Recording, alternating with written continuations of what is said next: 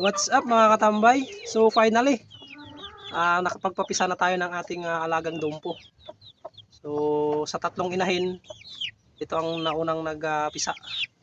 Tapos yung dalawa hindi pa nangingitlog. So 10 itlog, 8 yung pinisa niya. Yung dalawa is bugok siguro. Tapos yung dalawa is premature, so hindi nakasurvive pero napisa. And then 6 yung buhay na sisiw. So yan siya. Ayan, nilabas ko na yung mga sisiw niyan. Dahil hinintay ko pa yung dalawa sana na mapisa. So, pero mukhang hindi na yan mapipisa mga katambay. So, nilagay ko muna sa aking improvised brooder yung aking sisiw. So, ito yung ating dumpo. So, napakaganda. Ang laki. Ang laking manok. So, yan. Ang ganda pa ng kulay. 9 na buwan ko ding hinintay ito bago makapagpalabas ng ganitong mga manok itong uri.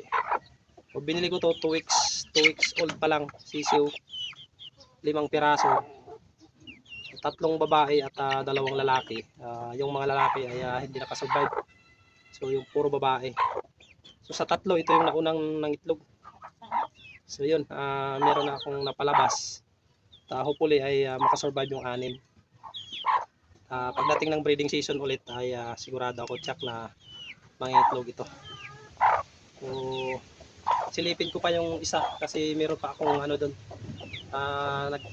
Nakita kong nagsisisiw na rin yung aking General Shamo naman. So nakita ko may sumisilip ng mga sisiw. So tingnan natin sa kabilang paitlogan.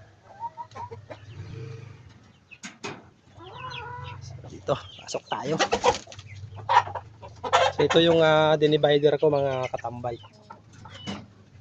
So yun na, sumisilip na yung ayun. So may sumisilip ng sisiw.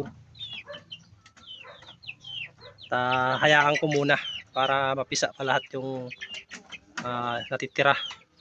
So baka hindi na naman magsabay-sabayan. Or pwede ko nang kunin yung mga sisiw. Isama ko dun sa naunang nagsisiw. So halos ano lang naman sila. 1 day lang yung pagitan. So yan, meron na sumisilip. Ito naman ay General Shamo.